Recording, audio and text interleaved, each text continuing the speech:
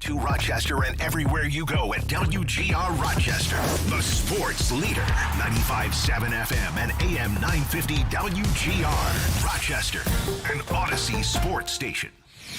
Welcome into the Sports Bar with Gene Battaglia, where the voice of the Rochester fan is heard. Pull up a stool and join us at 866-4326. This is WGR Rochester, and the Sports Bar with Gene Battaglia is on now. 2 hours of sports talk excellence from the High Fall Studios in downtown Rochester. We are ready to go. Thank you for joining us here under, cloudy skies. It's raining out, but it's not going to dampen our spirits, will it? No.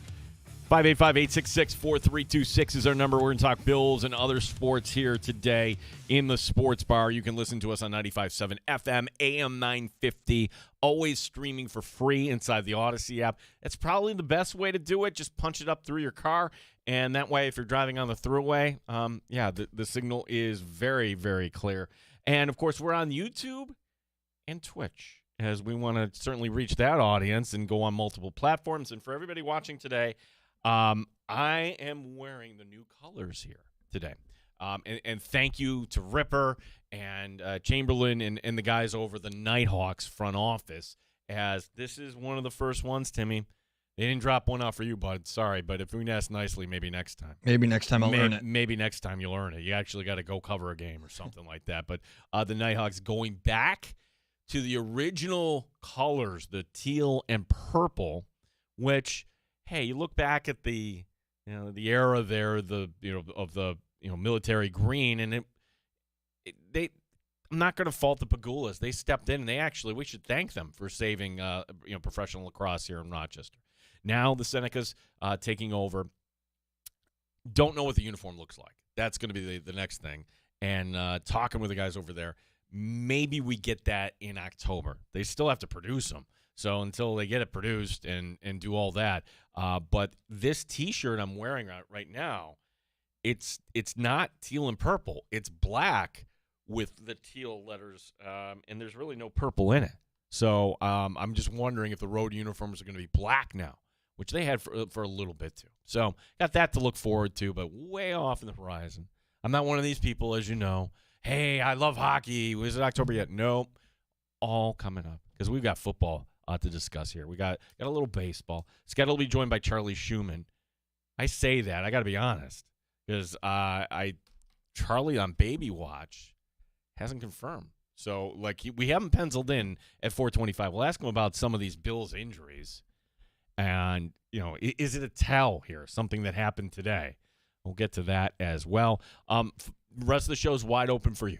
That means you can give us a call, 585-866-4326, the Good Smoke Barbecue and Pub Wingman Line, award-winning barbecue from Good Smoke Barbecue and Pub, 135 West Commercial Street, East Rochester. Good Smoke, BBQ.com. Dan DeLorean is in the woods somewhere, which I got to ask him, what does he do on a rainy day? Is it you popping a movie? Is he reading a book? I don't know. He says his phone's off, but we determined that's a liar. We trapped him in that. So Francesco is in the other room chopping up all the audio. So if you miss anything, we make it very convenient for you to listen back to on demand. As we want to book good guests, like Matt Perino will be back with us on Tuesday next week. Yesterday, Michael F. Florio from the NFL Network. And what makes him unique is not only is he dishing it out fantasy-wise, which makes him, kind of an expert on all 32 teams, but he really follows the Buffalo Bills. And to hear somebody who follows fantasy way more than I do, talking the way he did about DJ Moore. This is Michael F. Florio in the Sports Bar on Tuesday. I'm probably the high guy on DJ Moore in the fantasy space. I have him inside my top 15 wide receivers. I think he not only returns to form, I think we might even see a form that we never saw prior with DJ Moore. Because to make this point, I got to take you back to when I was doing the podcast with Stevie last year. Remember, the Bills didn't make a trade for a receiver, and then everyone was talking about, who could they get in the offseason? The name I kept going back to was DJ Moore. And I don't care what they paid to get him. I think he's going to be worth it. The reason I don't think it worked out in Chicago is because Ben Johnson runs a system that is very on schedule oriented. What I mean by that is like you were supposed to be where you were supposed to be at the exact spot you're supposed to be when Ben Johnson wants you to be there. DJ Moore is more of an improviser. You know who that goes very well with? Josh Allen. Right. But to take that a step further, right? DJ Moore was the Bears' leading receiver in the playoffs. He had his most targets of any game in the playoffs. So when the games meant the most, they were trusting DJ Moore more than those other wide receivers. Beyond that, DJ Moore struggled last year on the short, quick stuff. I'm not going to deny that. But when Caleb Williams held the ball for 2.5 seconds or longer, DJ Moore was the Bears' leading receiver and the highest-rated receiver, I believe. I know he led them in yards and touchdowns, though, on those passes. Josh Allen, career, has never in any season thrown the ball in less than 2.9 seconds on average. So he is someone, as we all know, likes to dance behind the line, give his guys time, and I think DJ Moore is going to fit perfectly with that. Yeah, that was Michael F. Florio, very high on DJ Moore. I mean, if we're talking about the positives, and we'll stay there, I mean, DJ Moore, first year in Chicago, not with Ben Johnson, mind you, okay, and not with Caleb Williams, okay, 96 receptions, 1,364 yards. 1,364. You know where that would place him all time on the Bills' single-season receiving list in terms of yards in a regular season? Well, the guy who was at spots 1 and 2, very good still in the league, Stephon Diggs. Diggs has the franchise record in 2020. Came in 1,535. Diggs in 2022, 1,429. And the guy he broke the record of, who was it? Well, it wasn't Stevie Johnson. It wasn't the Hall of Famer Andre Reed. It was somebody who burned so bright that I thought this guy was on a Hall of Fame path, Eric Moulds. Eric Moulds in the year of Doug Flutie. Mind you, I said Doug Flutie. You know, you had Rob Johnson in there right at the end, in the very beginning, but it was Flutie throwing to Moulds, 1,368. So it's tougher to throw the ball in Buffalo. We know that. It was tough to throw the ball in Chicago. And some of these stats get skewed, right? Because, hey, we're the Bears, and in 2023, we're not very good. We have this, what was his name? Eberflus. It was kind of a goof, right? Well, you're falling behind in games. You're going to throw the ball to keep up, right? For the Bears, then they draft the kid, and it's very strange. Those numbers aren't cut in half. They're cut below that. You went from 1,364 in 2023 to 682 in 2025. Okay, something's not right there. Something is absolutely not right. What was it? And, he lays out the skill set, not the right fit. It could be the quarterback. It could be you invested very high in Roman Dunze one year, and the very next year you're going out and getting Luther Burden. So there were a lot of mouths to feed. Can DJ Moore get it back? I kind of like the idea that DJ Moore comes in with just a little bit of a chip on his shoulder. Really haven't seen it all that much, but the Bears kind of just disposed of him. Now, I was going to save this story for later, but it kind of fits right now because Ben Johnson is running his mouth in Chicago. The Bears head coach today said something that I think is going to come back and haunt him.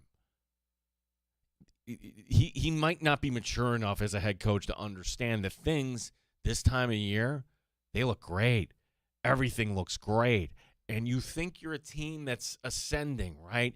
You go from one year to the next, and now let's take that next step this year with our quarterback and actually get to the Super Bowl.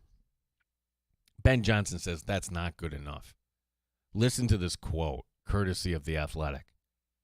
You've got 31 other teams coming to training camp saying, our goal is to win the Super Bowl. I want more than that. I want to have the highest scoring offense ever, which happens to be the 2013 Denver Broncos. I know how many points per game they scored. I want to surpass them. I want shutouts. I want blowouts. It's not a video game, Ben. It's okay, you've got aspirations, but when do you hear a head coach verbally set this bar this high in public? Chicago comes to Buffalo in December. You really think you're going to be like flinging around that night? And I know we're going to have heated field now, and even if it is snowing, that snow likely will melt by the time it hits the grass. But I am putting that. There's no such thing as a bulletin board, I suppose, right? Bulletin board material. Bulletin boards don't exist, right? But you put it in a big PowerPoint, and the week of, hey, the Bears open. It's time for the game against the Green Bay Packers, and you put that up there. Maybe this generation will feed off of that. Well, if he wanted blowouts and scoring the most points, and you're not in charge of personnel, I suppose, but you couldn't use as a wide receiver 2 or 3 DJ Moore? And I'm assuming Odunze is your 1? You wouldn't want somebody on his resume, and you don't have to go back very far, 1,364 yards with the Bears? Yeah, DJ Moore is either going to, like Michael F. Florio, be really, really great, or it might just be, the reason he caught 50 balls is it's a tough league, and guys kind of get worn out, even in their late 20s. Even 30 is old in this league. So DJ Moore is an interesting guy to me. Now, will he play this Saturday? The answer is, I have no idea. Today was an off day for the Buffalo Bills. So no players, no coach availability. Tomorrow, different story. Tomorrow we'll hear from Joe Brady. Tomorrow we'll hear from Josh Allen. And you know Josh Allen. Like if coach says, hey, you're going to play, he'll play. Josh Allen's not going to – he is Mr. Company Man. That's what I've kind of learned this camp. Like he is going to really kind of pull this all together. Him going way out of his way to defend the Nickel City uniforms, wearing those in the practice just to show everybody, hey, you want to hate on this uniform? Well, you're hating on me then indirectly. Josh Allen will do whatever he's asked. Now, personally, where I come down on this, I know maybe you paid for a ticket or maybe you're lucky enough to get a ticket, and wouldn't it be nice if you bring your kids out there and you get to see Josh Allen for a series? I'm sorry, it is not worth the risk, and the risk is very small, very small. But why take it? What is to be gained at this point? I mean, if you go back, 3 preseasons, and the Bills were playing Josh Allen, and it was a second preseason game in Pittsburgh, and it looked a little clunky, and people got worried. And McDermott then had to put the offense back on the field for the last preseason game. Stop. I like the McVay way. Because whatever you're seeing right now, or you'll see next weekend in Cleveland, or the following Thursday night against Pittsburgh, you won't see anything like that when you go down to Houston for week 1. It's going to be really hard to kind of replicate, right? So what would you learn? Now, for the younger receivers, would it be nice to get Skylar Bell out there catching passes from Josh Allen? Of course. But I get the sense that maybe Skylar Bell is not going to be somebody who you're going to be drafting in fantasy. It's not somebody who's going to be starting this season. And that's just fine. We still have lots of time before we get to the regular season, but I really am not sure that he's going to bust through in time. To me, it seems like Josh Palmer has been kind of a step above. Maybe even Keon Coleman. Maybe Coleman we'll see coming up on Saturday, because is he a starter? I don't know. Well, it would be nice to see him out there, maybe getting a little bit of work in. This is Spencer Brown talking to reporters, because it's one thing for us to kind of comment, but what are players saying about their teammate Keon Coleman? Spencer Brown on Keon Coleman. I mean, my locker's right next to him, and it used to be a lot going on over there, and now it's more calm and relaxed. So I think he's definitely focusing more on football, and that's good to see. He's an absolute playmaker. He's a big wide receiver that can get separation and make plays for us. So he's going to be an important piece of what we got going here this fall. I'd like to follow up on that. Like, what what was going? I'm sure you wouldn't answer the question. A lot going on. What was going on? I mean, I don't know. Was he playing video games? Was he on his phone? I don't know. But everything seems to be okay. Now, can the guy just play? And judging by him making a play in a playoff game in Jacksonville and helping the team win, him scoring a touchdown when the Bills were actually down, helping eventually to force it to overtime, that game in Denver. Yeah, I think he makes this team. And no, I'm not interested in dealing him for a 4th-round pick to Indianapolis. Who cares at this point? No, that was some rumor out there. Somebody just widely speculating. Hey, give me trades that make sense. No, don't need to do that. Don't need to do anything. Now, can the Bills bring in help? Maybe this is a tell.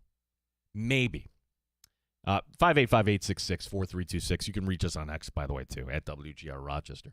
The Bills today signed, and again, the bottom end of the roster, just always churning. Anthony Kendall is his name. Who's Anthony Kendall? Oh, they released the defensive lineman, Cody Hoisman. I know. You're not going to see him. Anthony Kendall played in 15 games for the Titans in 2023, Browns and Ravens practice squads. He's a Baldwin Wallace grad. All right, let's hear it for D3. Yeah, D3 football, smart guy. Is this a tell? Because you need another corner for this week, and Maxwell Hairston we didn't see out there in practice Monday or Tuesday, and are we bringing in just somebody for a look-see by the time we get to the 3rd or 4th quarter if the kid was keeping himself in shape? It's tough for a guy like Anthony Kendall. Hey, you haven't been here? Good. You'll get one practice in, and then we'll see you on the field on Saturday, and maybe you get a little tape. Hey, good luck to Anthony Kendall, the newest Buffalo Bill, literally. The 90th man on the 90-man roster right now. But if we just kind of push this out, again, I have no idea what this is all about with Maxwell Harrison. He could be just fine. It could just be you want to take a look at a guy. But it brings back the point that, hey, for corner 4 on this team, wouldn't it actually be nice to have a guy that made plays for this team just as recently as last year? What is going on with Tre'Davious White? And it could just be his people know that there are 32 teams playing this weekend, Thursday, Friday, Saturday. And unfortunately, the way this goes, you could have an injury somewhere. And when you have an injury somewhere on the Rolodex, look at that, Tim. That's 2 things. I went with bulletin board. Nobody uses a Rolodex. Can I come 1994. Can I come up with some other outdated cliche? On the Rolodex, whatever it is, Tre'Davious White's got to be right up at the top, right? In terms of corners that are available. Now, so many unknowns we don't know. For instance, money. And I would just say this to Tre'Davious White, and I am always the person that says, go get the money. Go get it. I'm not somebody that says, shame on you, Dodger player, for getting that money. No, if the owners are so stupid to give you the money, then take the money. I'm not the one in baseball that's saying, we need a salary cap. No. How about we do it the opposite? That cheapo teams like the Pirates actually spend to the floor. Well, in this instance, though, I'm going to kind of reverse the field. Because for Tre'Davious White, if it is about the money, dude, you are loved here in Western New York. It's you know it wasn't that way in Los Angeles. You were a Ram, and you could walk around L.A. and nobody would recognize you. Maybe the same was in Baltimore. How did that experience go? So, yeah, to see it on the other side, he comes back here, but is it a little humbling that you're coming back at a lesser price? That's what I hate about the NFL and the cap and everything else. That, it's weird to call Tre'Davious White, middle class, but in terms of the NFL pay structure, you have rookies that don't make money. You have big free agents, and Tre'Davious White, once upon a time, was one of those guys on both ends, and now he's stuck in the middle. Yeah, he can offer you something, but he's going to want too much. I'm hoping that all gets kind of sorted out. So, again, something to kind of watch there. Let me give you one other Bills note here. We've got other morsels to get to, but there's so many people that love tracking the uniforms, right? And the Bills came out with, hey, here's what we're going to wear at home. Now, what you wear on the road, it's not really up to you, right? So the home team gets the call, and then you've got to kind of react accordingly. Well, we already knew from Pete Goelli, who said this on Sal Capacio's podcast, that the Bills were going to wear the red alternate helmet. Unfortunately, it's not going to be at the stadium. It's going to be Christmas Day in Denver. Well, this is going to be a different look. I mean, it might just get really nostalgic about this, Timmy. The look is that the Bills will wear that red helmet with a white jersey. How do I know this? Because today the Broncos announcing, they're going with their new midnight blue look.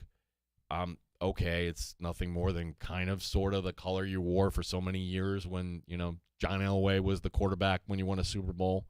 They're wearing the Broncos on Christmas Day are going to wear navy blue jerseys with the white helmet, which to me doesn't say Denver Bronco football. Does not.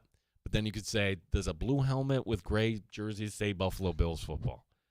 So who am I to criticize? The 65th and 66 colors in that box. Yeah, exactly. Burnt umber and, all those other Crayola crayons there.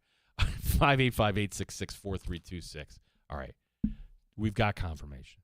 The one, the only, Dr. Charlie Schumann. What's going on with some of these Bills injuries? Also,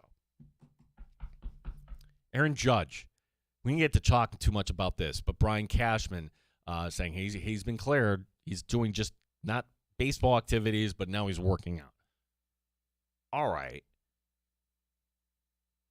You're Aaron Judge. Do you actually need to see live pitching? And I'm not talking about going to Tampa to the spring training complex. I'm talking, hey, do you need to go to Scranton? I mean, it's a long shot, but would that be beneficial? Well, we'll ask that to our guy from Lattimore Physical Therapy, former Penn State football player, Charlie Schumann, joins us next. My name is Gene Battaglia here on WGR Rochester.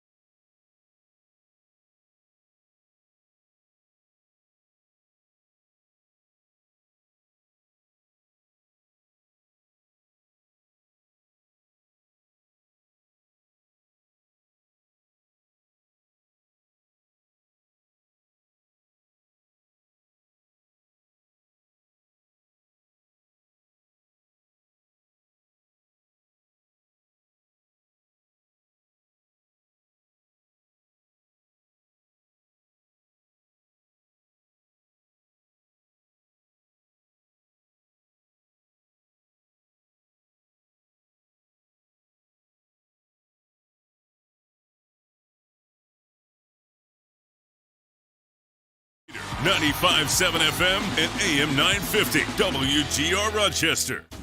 This hour brought to you by Odyssey Rochester Recruitment. Are you a digital or media salesperson looking to represent advertising products that stand out from the rest? Odyssey Rochester, the owners of this radio station, are looking for you. Call Mike Johnson at 585-423-2946. Odyssey is an equal opportunity employer. WGR Rochester Sports Update.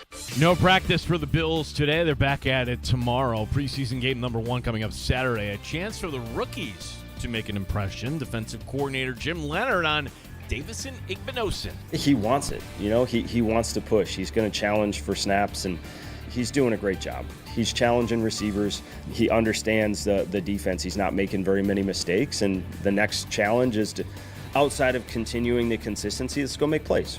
Bills and Panthers coming up 1 o'clock on Saturday. Dr. Charlie Schumann will join us next year, talk some injuries here. Rochester Red Wings taking their alternate identity on tonight as the White Hots, the Wings hosting Charlotte. On the Major League scoreboard, top of 7, the Twins up on the Orioles 7-4. Cardinals are up on the Phillies in the 6th, 5-1. Gene Battaglia in the sports leader, WGR Rochester.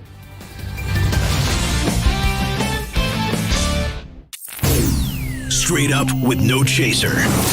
You're in the Sports Bar with Gene Battaglia on the Sports Leader. 95.7 FM and AM 950 WGR Rochester. Life moves quick. It does. And when doing this new segment with Charlie Schumann, Lattimore Physical Therapy, I look back to last week and I'm like, my gosh, this time last week, we were wondering, all right, are we going to get C.J. Gardner-Johnson back in time? Or are we going to get Tyler Bass?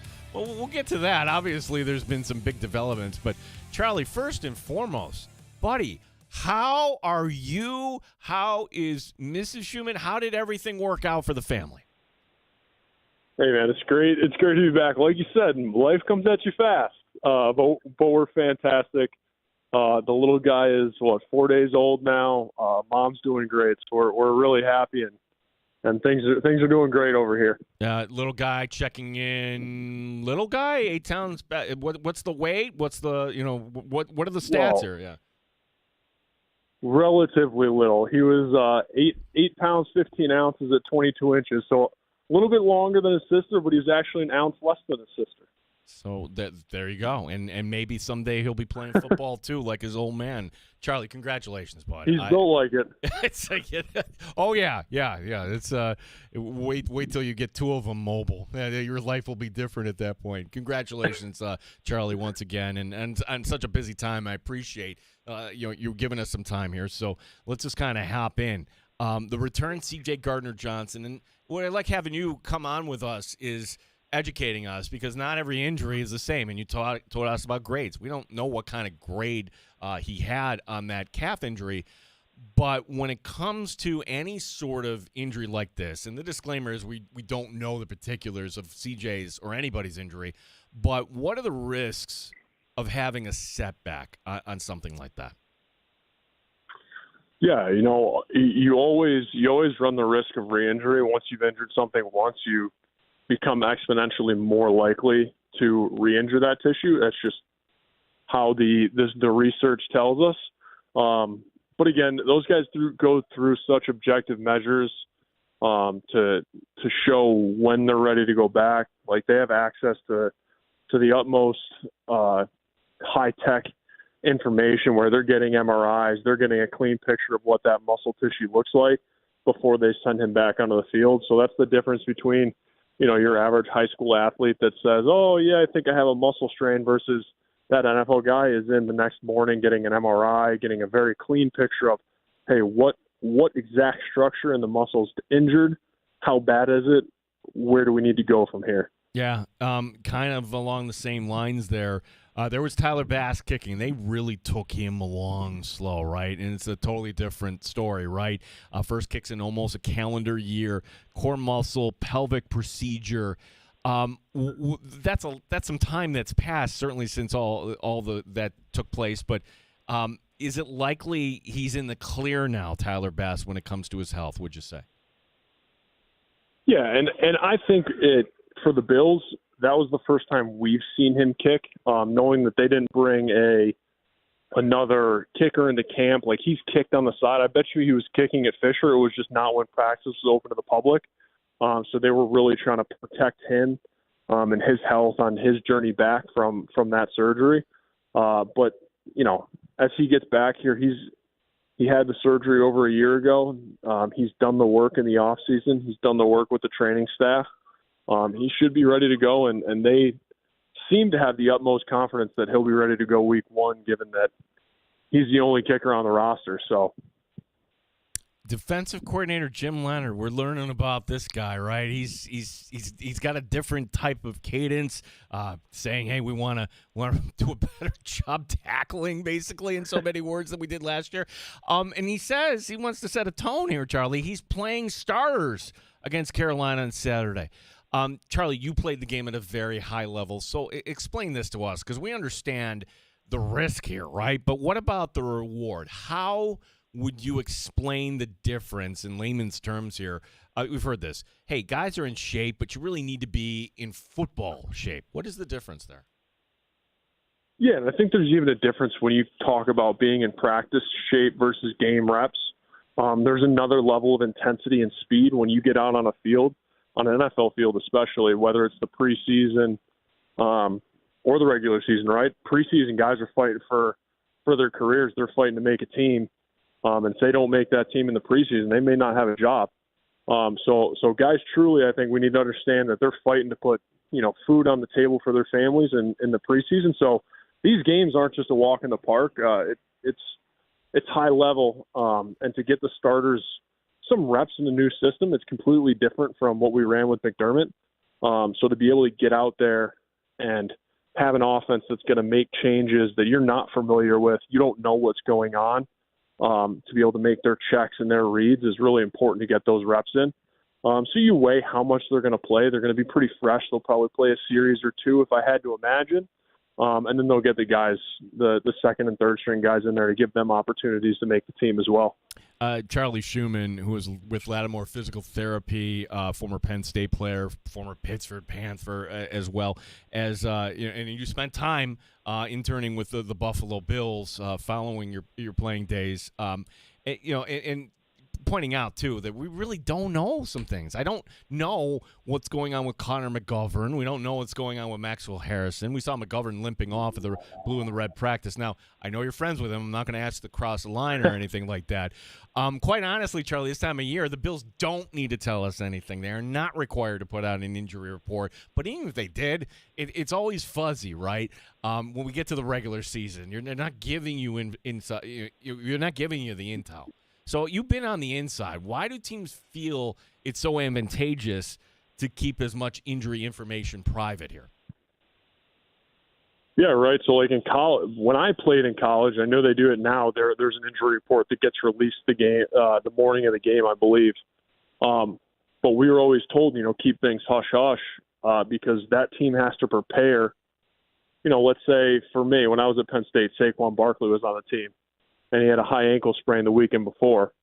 We don't want Ohio State the next week to know that because they need to prepare all week that Saquon's going to be out there because they're going to put a little bit extra focus in their game plan for Saquon to be on the field, which honestly takes time away from game planning for other things. So whether he can go or not that upcoming weekend, you want that team to game plan as if he is in there. So then if he's not, now you're sitting there all week making a game plan knowing he's not going to play, and that team has to come out and be like, uh-oh, what do we do now? When you go in first year, how do they explain this to you as a freshman just to keep your mouth shut, Charlie? That was basically the message as a freshman. It doesn't change, right? It doesn't change much, yeah. It's that really it's more of a strategic advantage than it is anything else of just game planning and being able to move those chess pieces throughout the week to try and get what advantage you can come Sunday. Talking to Charlie Schumann, couple baseball questions before we let you go, Charlie, and about two stars. We've asked you about Aaron Judge before in the development over the weekend. Brian Cashman went on MLB radio on Sunday and told us that Judge has been cleared to resume activities, it's going to be a slow ramp up here. So there's nothing right now on the horizon here in August, you could say. Charlie, if you're on the team trying to get him back to a place there, do you think he'll need some live pitching before he returns to the majors? I'm just thinking out loud here because Scranton plays the Red Wings beginning here September 7th. Who knows what timeline Judge is on? It would be the longest of long shots, but it's fun to certainly think about. What if Aaron Judge actually needed some real pitching in the minors before he became in part of that Yankee lineup again?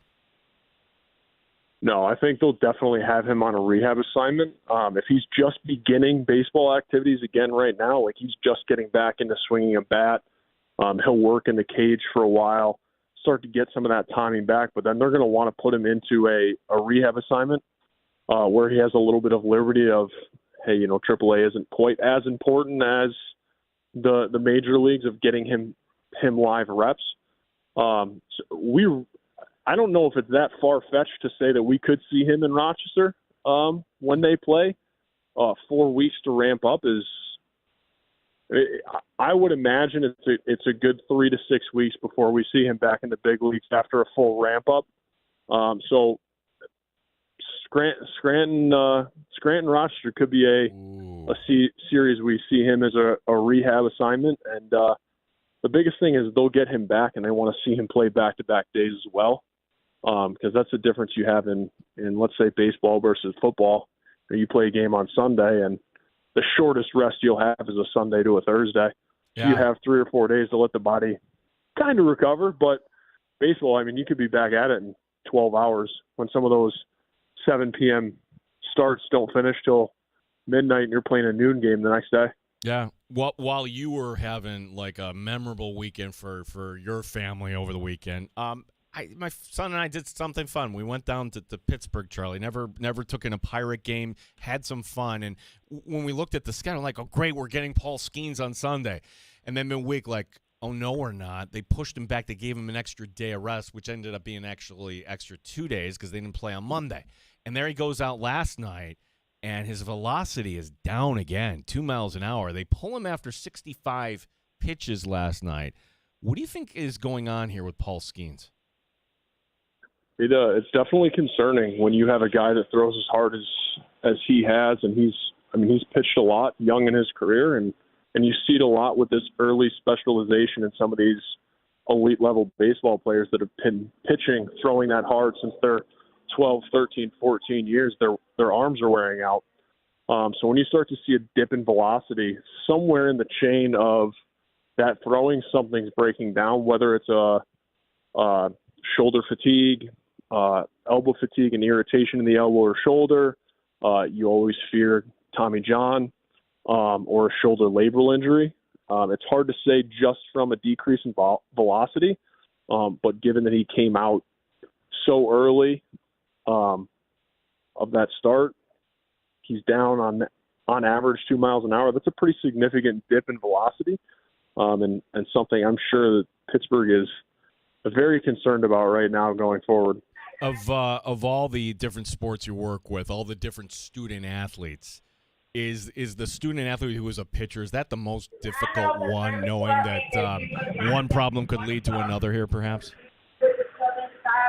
Yeah, I mean, I think you worry about it in a lot of sports. One issue in the chain of that sport can lead to compensations, and it changes the forces that go throughout the body. So, we've seen in research that pitchers that lack motion in their opposite ankle are more prone to shoulder injuries from pitching because they can't absorb force through their lower body as well, and that causes them to put more force through their elbow. Well, Charlie, thank you very much for your time here today. And for folks who want to know, LattimorePT.com. You can look him up, Charlie Schumann. Maybe not today or tomorrow because, hey, he's got a little one there, but certainly look up Charlie. We highly recommend the folks over there. Charlie, appreciate the time. Let's do this again next week. Absolutely, man. Appreciate it. I'll talk to you next week. All right. Thanks, Charlie. All right. The interesting thing there is take on Judge. All right. That's not he's back in the lineup next week. it's with that oblique and the rib crack, everything there. That's hey, we got to make sure that we don't have any sort of setback. You're talking 3 to 4 weeks. My God, Tim, that might time out. That's Labor Day week that Scranton comes in to Rochester. Now, like they've done before, Labor Day itself, the Wings will play and then take off on the Tuesday, which that's beneficial. It's a holiday. People can go and have a good time, right? Am I saying that it's going to happen? No, I still think it's a long shot. And maybe Aaron Judge, hey, I'm Aaron Judge. I don't really want to, go to AAA. I will just take my swings.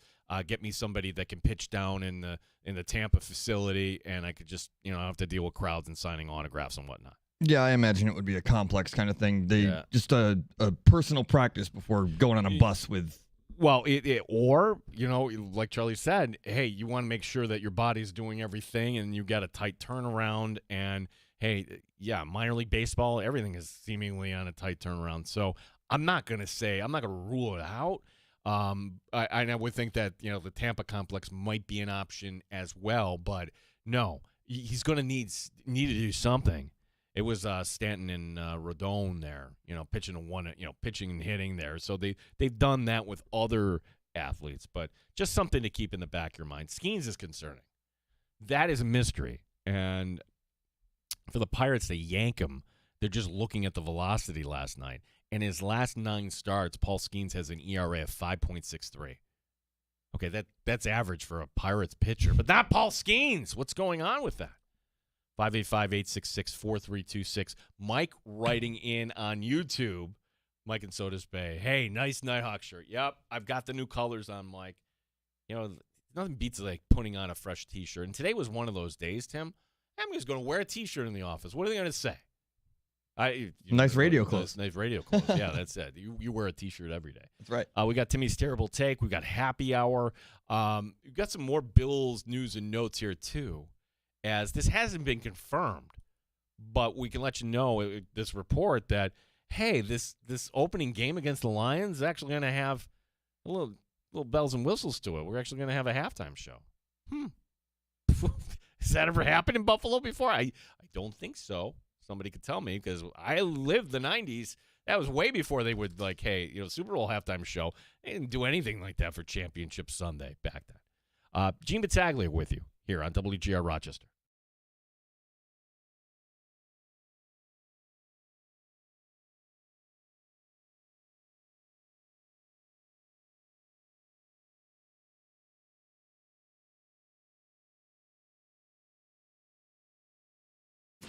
WGR Rochester. Hey, you notice a rattle in your ducts or rise in your heating and cooling bills? Well, if you do, get Belknap a ring. With 0% financing, the cost of upgrading to a high-efficiency dual-fuel heating system is a breeze. Learn more at belknapheating.com. That's belknapheating.com. Go green, save energy and money with Belknap. Schedule a free estimate on your new installation. Give Belknap a ring at 716-688-1728. More comfort, less ka-ching. Give Belknap a ring. One thing about summer in Rochester,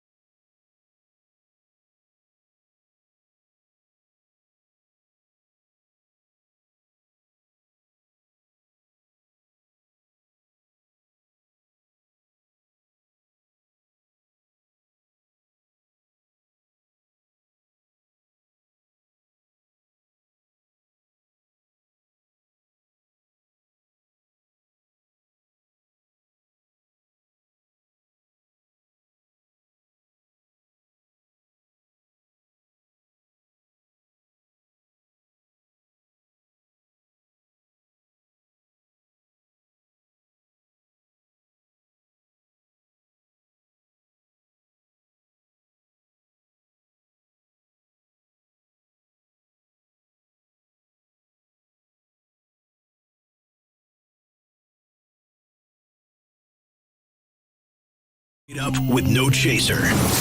You're in the Sports Bar with Gene Battaglia on the Sports Leader, 95.7 FM and AM 950 WGR, Rochester. You can write to us anytime on X, our handle at WGR Rochester, or you can just tag my name at Gene Battaglia. Jack writing in, which, by the way, that is his real name. He came up to me and showed that I had a rant one time against Jack Eichel and said that's not even a real name. The name is John. But Jack showed me his driver's license. Jack and Avon did. And no, that's my real name. Jack writing in, I think that Skeen's pitching in the World Baseball Classic could be a problem. He was ramped up for that, and that could be why his velocity is down now. It could be. It's a mystery to me, though. Like he's got this sort of, I don't know if it's like a dead arm, but for him to get yanked after 65 pitches last night, that's a little concerning. They're all saying all the right things. Think about it this way, too. Like, say that somebody does need some sort of major procedure. Wouldn't this be the time to get it done, like, now? Knowing, are we going to have baseball in March, April, May, June? Anybody? Next year? Anybody? Jack, appreciate you writing in and listening. You can give us a call, too, 585-866-4326. That is our phone number, presented by Good Smoke Barbecue and Pub. The halftime show for Bills Lions. Now, this is not confirmed, but word is it'll be the Goo Goo Dolls performing, which, okay, that's Buffalo, and they'll play Iris and their two hits. Gosh, they were here. I mean, I'm talking mid-'90s for a 98 PXY jingle jam. And it's good that you want something Buffalo related. I guess my question would be this. Why couldn't you have done that for some sort of event that didn't have anything to do with football? If you had the Goo Goo Dolls to open the state, if this report is true, then why couldn't you put them out there the weekend before the blue and the red scrimmage? And you could have mitigated a lot of that negative PR you got about the seats, because whatever seat you were sitting in for that concert, your eyes are not looking down in the field, they're looking at the stage. And that's why those seats, some of them exist. But when it comes to the stadium, I think that's it. I think that's it for the story. I think that, sure, there are a handful of people that are not happy, and they can go back to the Bills, and I'm sure the Bills will do right by them. Nobody wants to get sued, right? And that should be it. Would you like your money back? Would you like another seat? Let's work this out. And there it is. And to me, if you're the Bills, if you do have these seats that are not meant for football, then take them out this week. So, the aspiring influencer on Twitter or TikTok or whatever it is showing the video, get it out of there. All right. Another dated reference. Let's see, dated reference today on the show. We had Rolodex. We had bulletin board material. There's no such thing as a bulletin board anymore. There's no such thing as a Rolodex anymore. They exist, but not commonly. A show that is not on anymore. Real Sports. Remember Real Sports or Brian Gumbel? Brian Gumbel had the same transition for everything. They would do the thing, and let's ring on the journalist who did the thing, and I'm going to ask the follow-up questions. That was always, that was always the same format. And then Brian Gumbel would turn and look at the camera and say, let's move on. So that's what I'm going to say about the Bill seating thing. I'm going to pull a Brian Gumbel here. Let's move on, because that's it for the story. I could bring on, Berkeley Breen or anybody else. And you know what? I think we've said what needs to be said, and it's a beautiful stadium. And hopefully you get the chance to go enjoy it. Let's move on to Tim's Terrible Take. It's now time for Terrible Time Timmy's Terrible Take of the Day on WGR Rochester. WGR Rochester.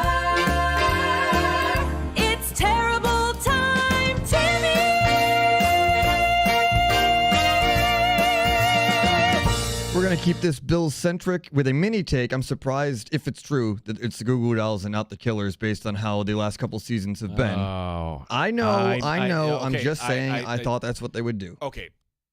Time out on there. I've heard the Killers don't like that song or whatever it is, but that's what they're kind of known for right now. Has that run its course? Is it overplayed now? Is it like, hey, it's the Bills and we've got to play this song with these kind of, weird, morose lyrics? But okay, yeah, the Google. Tim, you may not believe this. Goo Goo Dolls bigger name than the Killers. I don't disagree with you. I'm just surprised that based on how the Bills kind of aura has been the last couple of years, based around that song, I thought that they would go with that, with christen the new stadium and whatnot. Yeah. But to get to my actual take here, the name came up yesterday and on Monday when you were talking to Ryan Talbot, I believe, in regards to the Bills quarterback situation, the backup, obviously, Josh Allen, clearly the number one. A name not on the roster who I think will be released in Anthony Richardson. I think that he is the answer at backup quarterback because I don't think he's going to win the job in Indianapolis. I think he's kind of run his course out there, and I think that that is a great name and a great option for the Bills to bring in, maybe not as a reclamation project, but just as an emergency blanket in the event that, God willing, nothing happens to Josh Allen. I'm going to disagree with you on that, and here's why. Because does Anthony Richardson have a ceiling? I'd like to think so. Why hasn't he succeeded in this league? Injuries and tapping out the one game. Hey, yeah, that was bad. That's bad. All right, so can we grow up there? But there's nothing that leads me to think, Tim, that this quarterback can win you 3 out of 3 games. I don't want to develop a quarterback. The Bills shouldn't draft any quarterback. It should be the best veteran available who will work for cheap. And some years that gets you Case Keenum. By the way, Case Keenum's in the league still?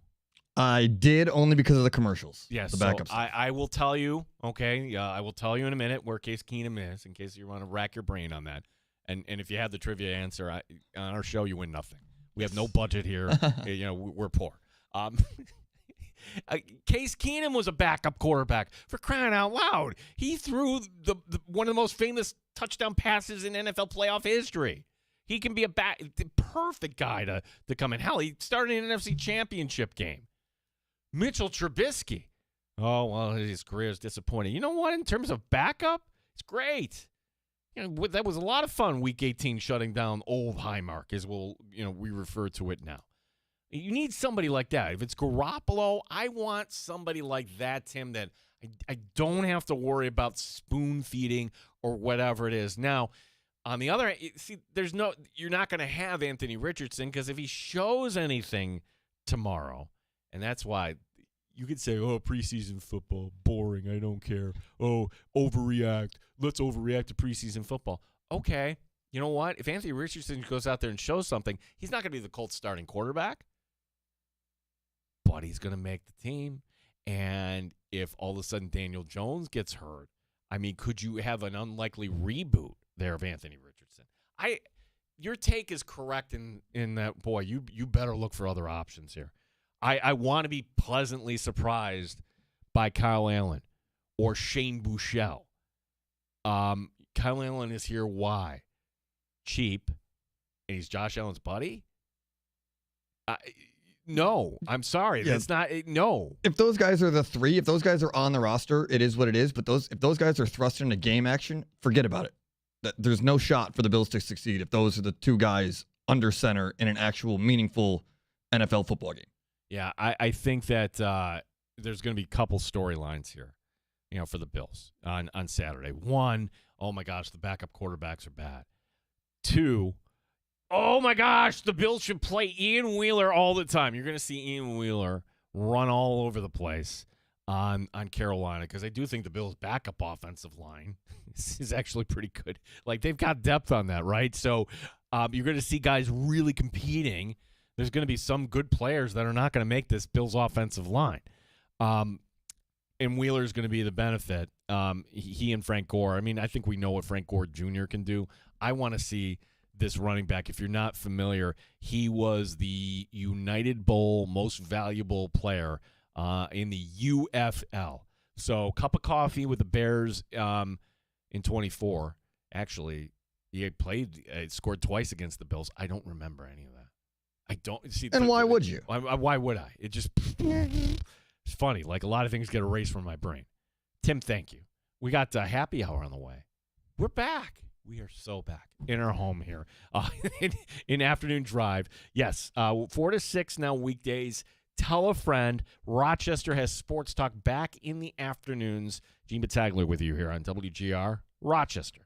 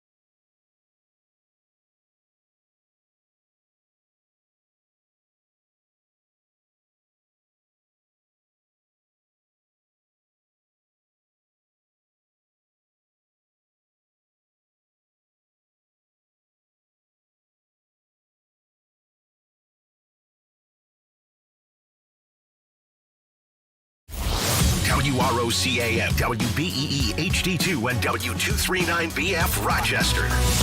The sports leader, 95.7 FM and AM 950 WGR Rochester.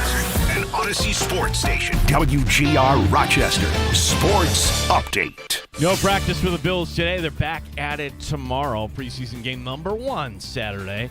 Spencer Brown talking about the new piece on that Bills passing attack. Having DJ Moore helps.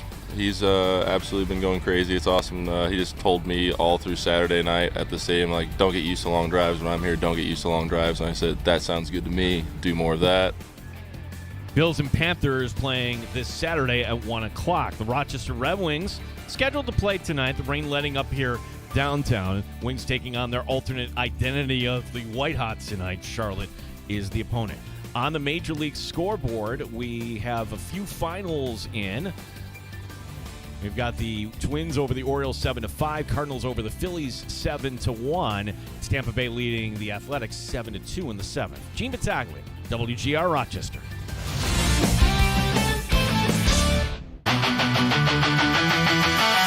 Pull up a chair, stay for a while. You're in the sports bar on WGR. Grab a drink, hang your coat, get sports talk. Live from Western New York. It's a master show. 9 times better than your typical host. 9 times. Gene and Tim have takes much harder than most. No one cares when you're out. Sabres, Bills, Americans, Red Wings, and Nighthawks. Sports bar for Rochester Sports Talk. Hour number 2, it's happy hour. It's so good to be back with you in these hours, and we appreciate everybody writing in. And wait a second, the guys are back. Is Aaron writing to us over the weekend. So glad you're back on an afternoon drive. Thank you, Aaron. Appreciate you, buddy. 585-866-4326. You can hit us on X at WGR Rochester. Just as we sort of predicted that if you were waiting on the Bills and the Panthers, I mean, you go back a month, and the ticket prices for this game, a preseason game, they're $150 each. Are you kidding? Okay, it's nice you're going into the stadium. What are you watching here, Kyle Allen? They have now dropped, significantly. As of Monday, they were at $50. Now it's down to $44. And I would predict that maybe it even goes a little lower than that by the time we get to the end of the weekend. Something to keep in the back of your mind, too, because, heck, it's not that far a drive if you want to go to Cleveland for the second preseason game. I think those are 6. I saw it at 8, but, yeah, you can get in with, like, a handshake, I would think. Like, oh, go ahead. Yeah, go on in. 585-866-4326 is the number. I think we said everything that needs to be said about the kerfuffle, about some of the sight lines for the stadium. I'm going to have to do that again tomorrow night. Why tomorrow night? Because Binkley has invited me to go on Kansas City radio. So Binkley's show, this time of year, he only gets a few cracks at it because of the Royals. They carry the Royals out there. Royals are in Los Angeles tonight. And then they hang out in Southern California, and then they take on the Angels on Friday. So Binkley's going with his show tomorrow night. So for anybody that's listening to the Odyssey app, 8 o'clock Eastern, I'll be on with Binkley. And I'm trying to envision how this might go. Are people upset, Gene? Or I'll be like, no. Yeah, just some people, yes, but really it just seems to be just a lot of outside noise for people that don't know the real story. Sure, there are some sightlines that are obstructed. Not going to deny that. But the Bills are going to make right on it. And that's the end of the story. 585-866-4326 is the number. I find it interesting, too, that you heard the update, the cut there from Spencer Brown speaking at practice, after practice yesterday about DJ Moore. I want to fully get in on DJ Moore because when you're out of camp, your eyes tell you, okay, that looks a little different. And when you hear somebody like Michael F. Florio, who joined us yesterday, all right, not only does that look a little different, but here's Michael F. Florio, NFL Network, laying out the reasons why you, for your fantasy team, should go draft one DJ Moore. I'm probably the high guy on DJ Moore in the fantasy space. I have him inside my top 15 wide receivers. I think we said everything that needs to be said about DJ Moore. I'm probably the high guy on DJ Moore in the fantasy space. I have him inside my top 15 wide receivers. I think we said everything that needs to be said about DJ Moore. I'm probably the high guy on DJ Moore in the fantasy space. I have him inside my top 15 wide receivers. I think we said everything that needs to be said about DJ Moore. I'm probably the high guy on DJ Moore in the fantasy space. I have him inside my top 15 wide receivers. I think he not only returns to form, I think we might even see a form that we never saw prior with DJ Moore. Because to make this point, I got to take you back to when I was doing the podcast with Stevie last year. Remember, the Bills didn't make a trade for a receiver, and then everyone was talking about, like, who could they get in the offseason? The name I kept going back to was DJ Moore. And I don't care what they paid to get him. I think he's going to be worth it. The reason I don't think it worked out in Chicago is because Ben Johnson runs a system that is very on-schedule oriented. What I mean by that is, like, you were supposed to be where you were supposed to be at the exact spot you're supposed to be when Ben Johnson wants you to be there. DJ Moore is more of an improviser. You know who that goes very well with? Josh Allen. Right. But to take that a step further, right? DJ Moore was the Bears' leading receiver in the playoffs. He had his most targets of any game in the playoffs. So when the games meant the most, they were trusting DJ Moore more than those other wide receivers. Beyond that, DJ Moore struggled last year on the short, quick stuff. I'm not going to deny that. But when Caleb Williams held the ball for 2.5 seconds or longer, DJ Moore was the Bears' leading receiver and the highest-rated receiver, I believe. I know he led them in yards and touchdowns, though, on those passes. Josh Allen, career, has never in any season thrown the ball in less than 2.9 seconds on average. So he is someone, as we all know, likes to dance behind the line, give his guys time, and I think DJ Moore is going to fit perfectly with that. Well, and I'm going to give you something to smile about here, Bills fans, because the key thing I kind of zeroed in on when you're kind of saying, okay, what should the bar be? Top 15 receiver. Okay, what does a top 15 receiver mean? Okay, you're a number one, and you're in the better half of the number ones in the league. Okay, that should be like if you're the number one receiver in Buffalo with Josh Allen, that should be a thing. But then everybody eats and blah, blah, blah. When was the last time the Bills had, by that definition, a top 15 receiver in the league? I know the answer to this. And it's funny because we look back at this season and we're just like, ugh. Diggs' last year in Buffalo, there was friction. Remember how weird that was with McDermott and camp? But still, at the end of the day, Diggs that year caught 107 balls for 1183. That was his lowest yardage in Buffalo, by the way. That placed him 13th in the league, top 15 receiver in terms of yardage. Now, Tim, I'm going to put you on the spot here, bud. Okay. So let's do this game. Who were the leading receivers from 2023? And some of this, not a surprise. Some of it, I mean, like, oh, wow, times change. Tyreek Hill. That was the year Tyreek Hill led the league in receiving yards, and Tua led the league in passing yards.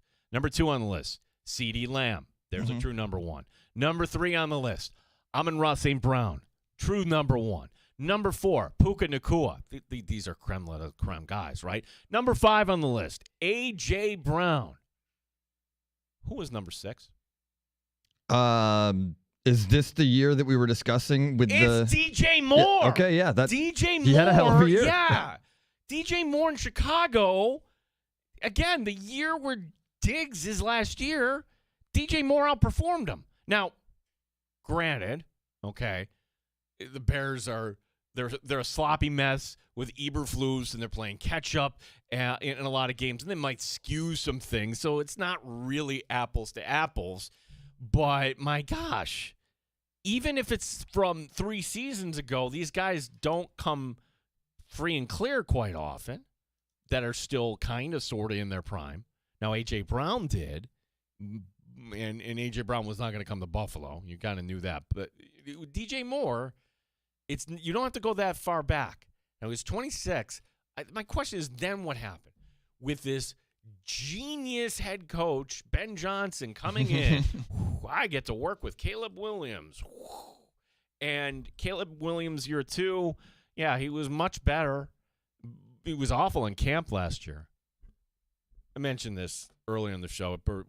Bears repeating. I never have heard a head coach just talk the way that Ben Johnson just did with The Athletic, where he gets a quote that says, 31 teams come to camp and saying our goal is to win the Super Bowl. I want more than that.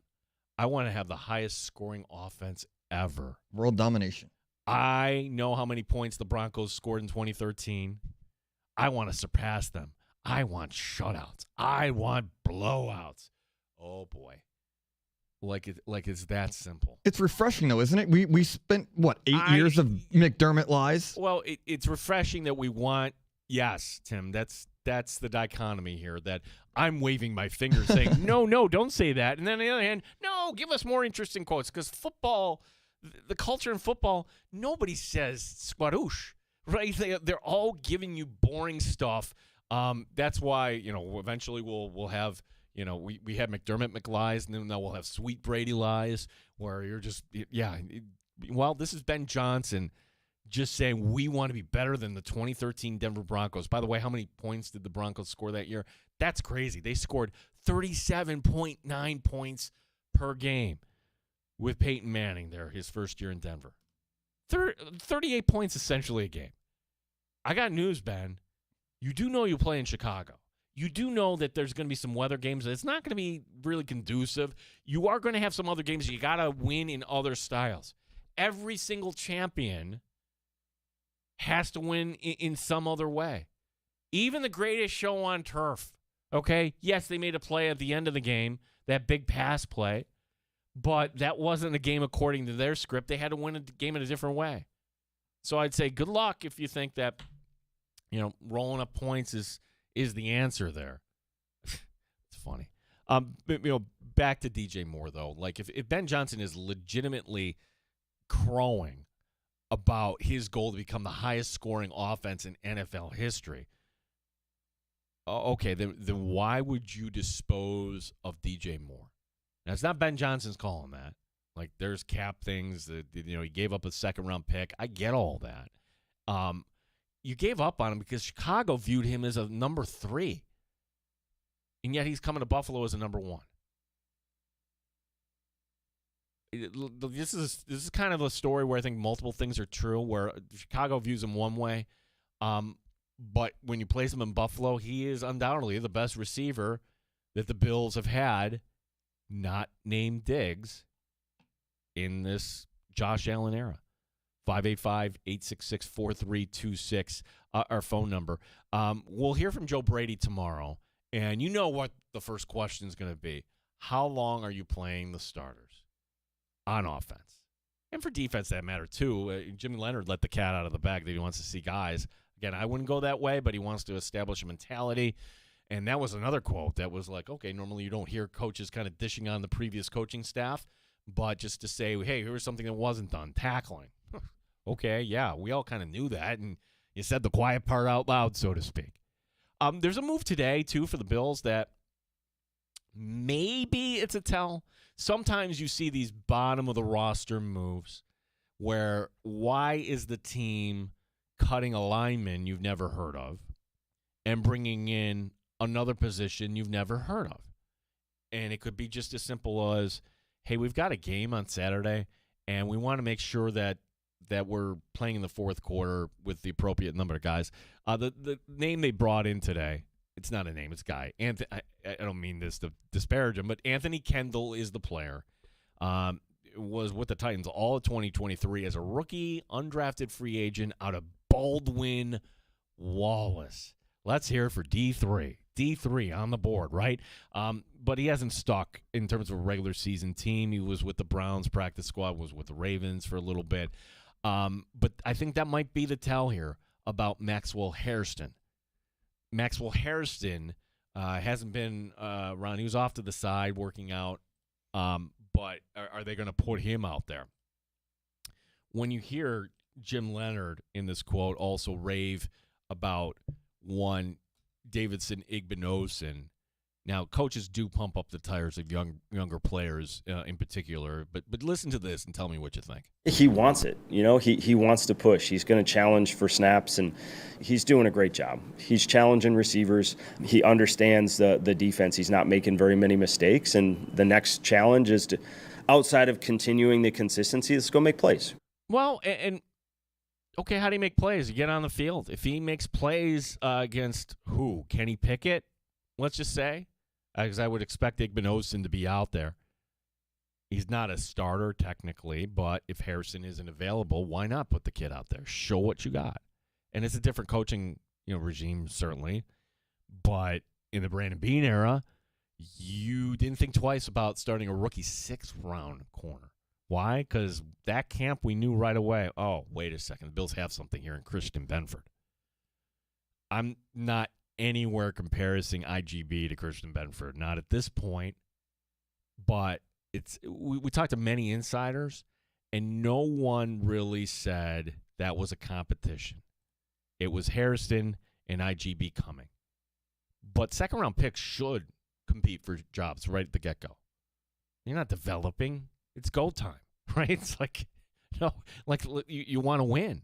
And if Harrison's not out there and IGB, is showing you things, well, then, yeah, this just might naturally take its course. But then let's just say something else happens. I mean, is there any other corner that has you excited on this team besides the top 3? For the life of me, don't know the reason why that Tre'Davious White is not signed by Buffalo or any other team. I can speculate, and you can speculate too. Money, number 1 on the list. Opportunity, number 2. Does Trey White really want to come in and be a number 4 in Buffalo? Well, I would say, look, if we get 2 weeks down the road, Trey, why not? You might get an opportunity. When you came in last year, you didn't have a starting job either. It really didn't end well in Baltimore, and the Rams cut you.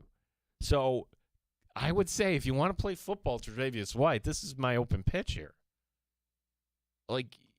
It's a team that you can contribute to, a fan base that would love you. I think that, it's not the same system. He can play man-to-man. He can be just fine. So maybe the Bills really put a lot of stock into the system change there. But I would certainly feel better if there is another corner with some experience out there in case something does go wrong with one of these two guys. One being a second-year player who we barely saw last year, and the other being a rookie here. Benford's fine. But Benford 2 years ago, unfortunately the concussion couldn't stay in that AFC Championship game against Kansas City. So a lot of things to look forward to coming up on Saturday, including the backup quarterback. I've identified Ian Wheeler. I'm just looking into the crystal ball here. There it is. There's the trifecta. The trifecta of bad cliches. Bulletin board. Nobody has a bulletin board. Rolodex. Crystal ball. Greg was wondering what the next one was going to be. Yeah, Greg writing in. Like Greg saying rolled up window. I guess kind of the reference hey, nobody is actually rolling up. That was the way back when. Probably you don't even know that, Tim. I do. Yeah, rolling up the window. Thank you, Greg, for writing that. Yeah, who has a crystal ball? I'm not a witch. Jeez. Gino the Wizard. Yeah, if I'm looking at the tarot cards here, I'm looking at the tea leaves, whatever. Roll out all the cliches here in the sports bar. We're gonna be talking about Ian Wheeler.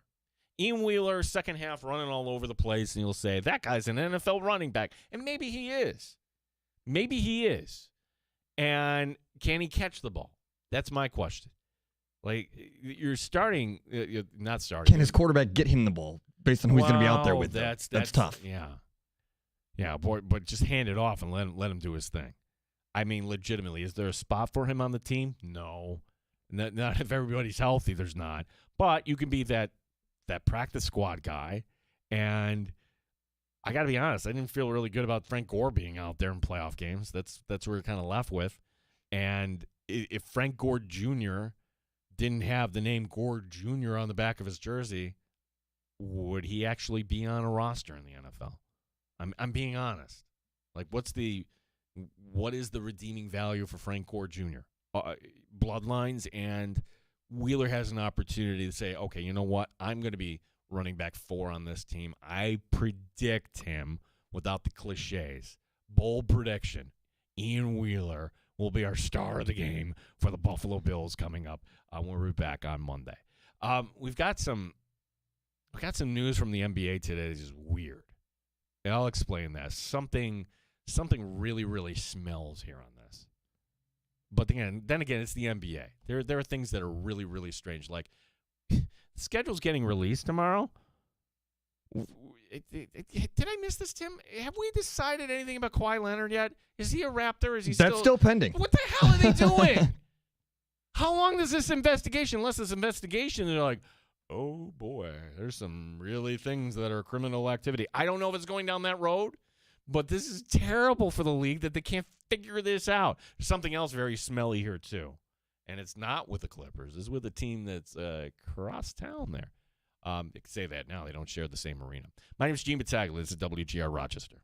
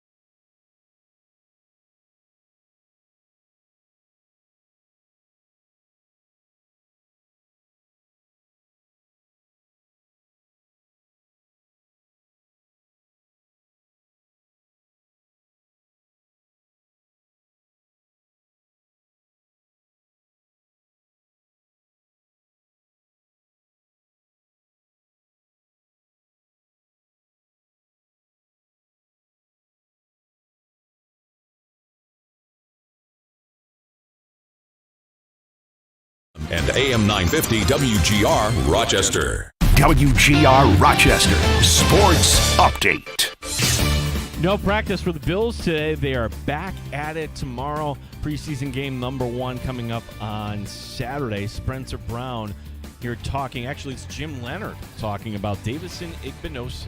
He wants it. He wants to push. He's going to challenge for snaps, and he's doing a great job. He's challenging receivers. He understands the defense. He's not making very many mistakes, and the next challenge is to, outside of continuing the consistency, let's go make plays. Rain has stopped here in the High Falls area. They should get the game in tonight. Red Wings hosting Charlotte coming up. Wings falling in the opener of that series. On the Major League scoreboard, few finals. Twins over the Orioles by a 7-5 score. Cardinals 7-1 over the Phillies. We've got the Rays leading the A's 8-3 in the 8th. Giants up on the Astros 1-0 in the 7th. Gene Battaglia, WGR Rochester. Raising the bar on Rochester Sports Talk. You're in the Sports Bar with Gene Battaglia on the Sports Leader. 95.7 FM and AM 950 WGR Rochester. Betting expert and big fan of Rochester, PJ Glasser, will join us tomorrow at 4:25 as shuffling some things around here with the new slot, which isn't new, but feels like we're back home. Welcome back to the Sports Bar. Gene Battaglia with you. We used to call this segment Shots in the Sports Bar. It was everything we didn't kind of get to, but almost kind of like here's the story and here's the commentary. And the story is this, that the Lakers were sold again. By again, I'm like, wait a second, weren't they just sold? Yeah, 10 months ago for $10 billion. Now they just went for 12 and a half? You're kidding. Spending $10 billion to make $2.5 billion is incredible. I wish I could. That is the surface level. That's not the story here, though. That's where somebody would be like, my gosh, what could the next NFL franchise would be? And I just saw Lee Steinberg tweeting out, like, what could the Dodgers actually go for? I think the story is this. Like, the NBA has a vetting issue. They do. Like, they should go through everything thoroughly. Up, down, everywhere around. Like, on the opposite end of this, it's not the NBA, it was the NHL. Kind of learned about this because legitimately, and if you want a good laugh, and if you like anything about finance and money, and if you love sports, there was a guy named Spiro who wanted to buy an NHL team in the worst way. And legitimately, he had no money. He somehow frauded his way into buying the New York Islanders. And checks would bounce and whatever it was. Like, it really is an amazing story that how could someone fake their way to buying such a valuable asset? Well, it was a different age. It was the 90s. This is the Gordon Fishman Islanders. But, like, you bring that up to Islander fans, it's embarrassing. Total embarrassment. Well, this isn't that. I mean, these guys have money. But the idea that the Portland Trailblazers, the guy that you actually allowed to purchase the team was Tom Dundon, that creep? Did you not look at his whole history, how he has been accused of predatory lending practices? And, okay, you settled. You never got the trial. There's nothing that would say guilty other than, the payments you had to put out there. Oh, you got to buy the Carolina Hurricanes, didn't you? That should have been mistake number one. Again, it's the NHL. Look what he did to that team. It just tore it to the studs in the front office. Now, they won a cup. Great. Good for them. And the first thing he does in Portland, he comes in, and he's making these veiled threats that he wants to move the team. We need a new arena or major upgrades to this arena, or this team won't be here. Yeah, welcome to town there, Tommy. Literally said that to the local whatever it is, Kiwanis Club or business leaders, Rotary, whatever it was. The NBA has a vetting problem. Like, you shouldn't have let that clown in there. There would have been plenty of people. Maybe they're not from Portland. Dundon's certainly not from Portland. He's from Texas. But you can't invite a carpetbagger in there that's going to, move the team out. It's how the Sonics got swooped. Like, the idea that the Seattle Sonics got purchased by somebody from Oklahoma City. on the one hand, I kind of admire that. Like, somebody that really wanted to do this for his hometown. Let me go get a team, and I'm going to force a move. This isn't that with the Lakers. But it's not somebody that said, you know what, I'm going to buy high, buy low, sell high. This wasn't buying low. This is buying high, and I'm going to sell ridiculously higher. It's number 2 on the story, like $10 billion for $12 billion. The guy who's selling is Mark Walter. Mark Walter bought the team from the Buss family. The guy now is selling because, well, one reason, and we don't know this for sure, but I can tell you for a fact he's under federal investigation right now for loan fraud. How's that going to go? I don't know. When you're under investigation by the feds, if the feds have stuff on you, I always make this joke. That's not the local yokel DA. That is the feds. Good luck with that. Now, we don't have anything on this, but if Adam Silver recognizes, oh boy, we got a problem. This is our franchise. You could say it's the Knicks. You could say it's the Celtics. It's the Lakers, folks. That's the crown jewel of NBA franchises. We can just kind of admit what they mean to that city, their history, everything else. The idea that they sold quickly and somehow this gets engineered to a former Disney exec and another guy, and you got to pay $2.5 billion more. Yeah, that kind of smells a little bit to me. Like, we need to get this guy Walter out of here ASAP. And hey, pal, are you willing? You want to buy the Lakers? Yeah, here we go. Who knew the Lakers were even for sale again? That's embarrassing for this league. This league has a lot of embarrassing problems. Like the idea that, and credit Pablo Torre, because he was the one that said, hey, wait a second. This deal with Kawhi Leonard and the salary cap and everything else with the company that went out of business. It turns out there's another deal, Daktronics. You've heard of that. Daktronics paying LeBron directly, and if they have a paper trail that says LeBron on the mind. Always on the mind. Always on the mind. Playing Kawhi Leonard directly. This investigation has gone now for a year. There's a trade in place to send Leonard up to Toronto. Toronto, you knew what you were getting into. I'm sorry. Maybe not to this extent. Maybe you thought, by this point we'll have everything sorted out. No, you don't. Nope. Camps are going to open here, I don't know, a little over a month from now. And if there's anything more invisible than NBA preseason, NBA training camps, if you're not in an NHL market, maybe you say it's hockey. This time of year it gets lost on me. But it's embarrassing for the league that their crown jewel of a franchise just got flipped for the second time under weird circumstances, second time in 10 months. And the crosstown team, okay, it's not federal investigation, but you're doing your own investigation against Ballmer, right? The supposed owner that was going to, Donald Sterling, he's a creep. He's a bad guy. Well, let's bring in Ballmer. He made his money there with Microsoft. Yeah, he's good. Yeah, he's cutting corners too. So, like the thing that the NBA has going for it is that the Knicks won the championship. It wasn't the outpost city of Oklahoma City. It wasn't. Oklahoma City against Indiana. Get out of here with that. It was an international star against Wembanyama taking on the Gotham City of New York. And the Knicks won. And everybody's excited. And now the NBA did the smart thing that let's put LeBron in Madison Square Garden because we think the Sixers might be actually a little bit better. I don't know. Will Joel Embiid actually play in that game? We're a long way away from October the 20th, but I'm here to tell you that I know that date because you know what? I'm going to tune in. I'm going to tune in because, okay, I'm a Knicks fan, certainly.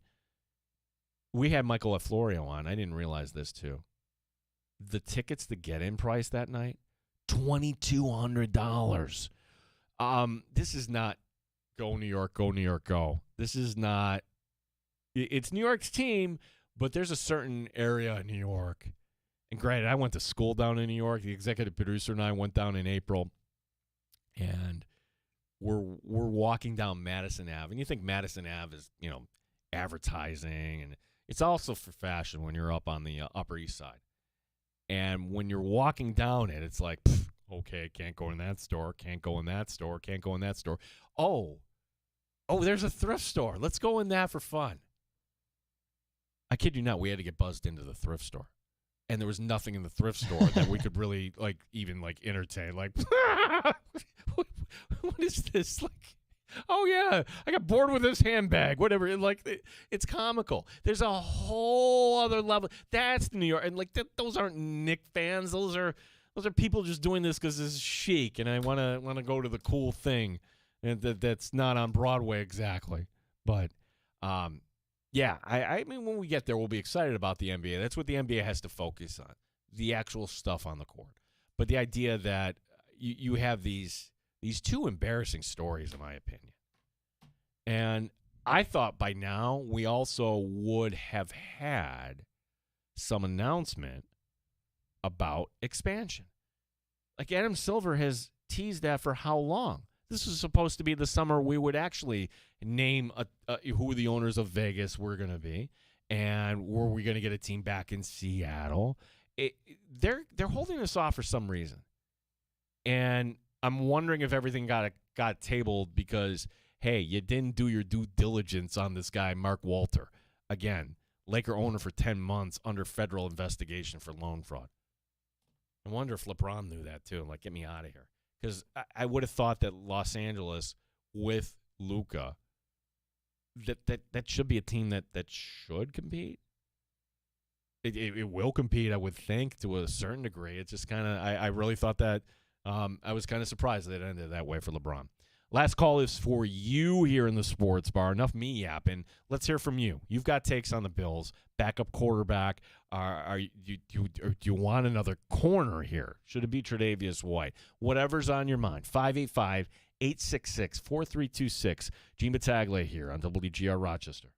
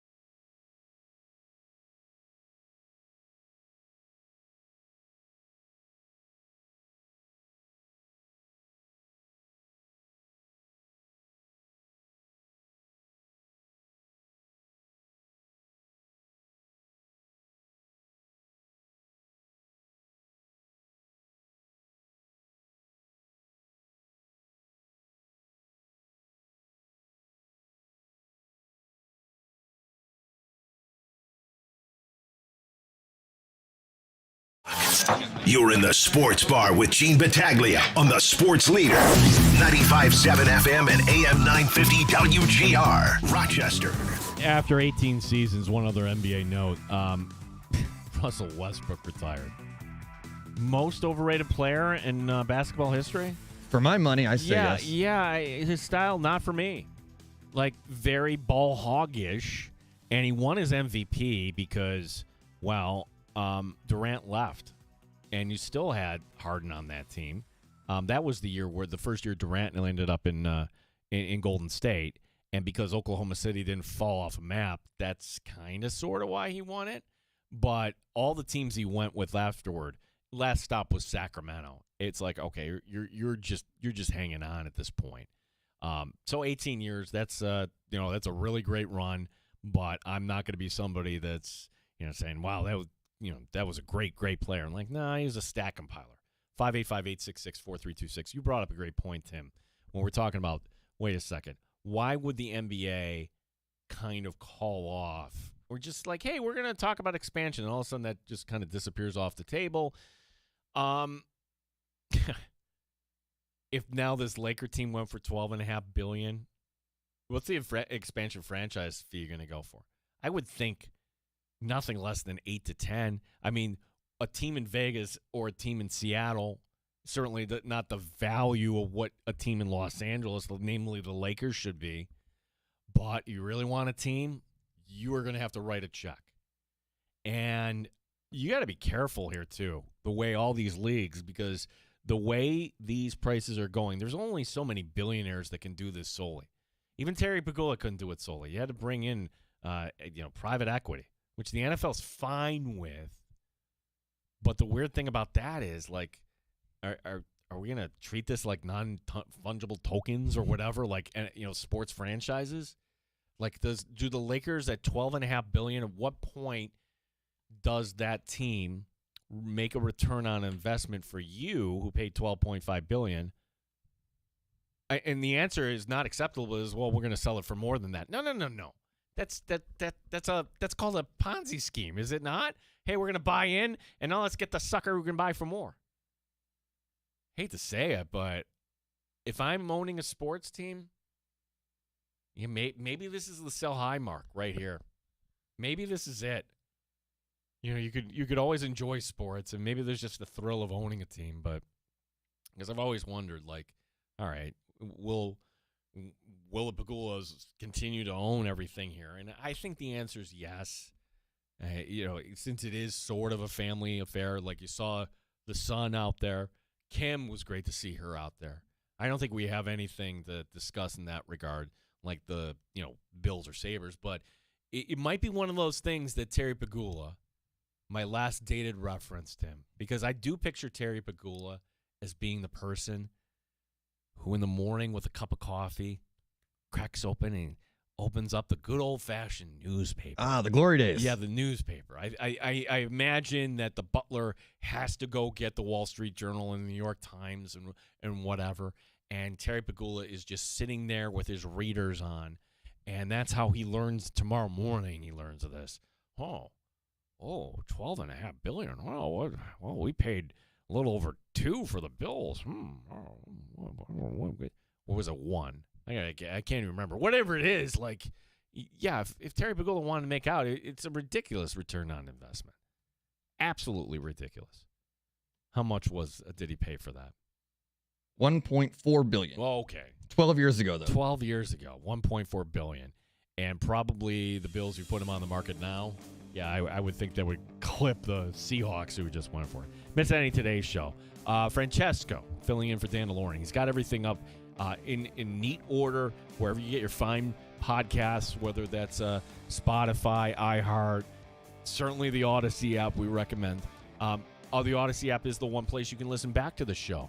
And just type in WGR Rochester Sports Bar. There we are. All 2 hours if you miss any part of this. Tomorrow on the show, we'll get some winners. Yes, indeed. PJ Glasser from Game Day Garage. You also hear him sometimes on the BetMGM Tonight show. PJ joining us tomorrow at 4:25. For Francesco, for Timmy Schneider, my name is Gene Battaglia. As BetMGM Tonight is coming your way next on the new lineup here.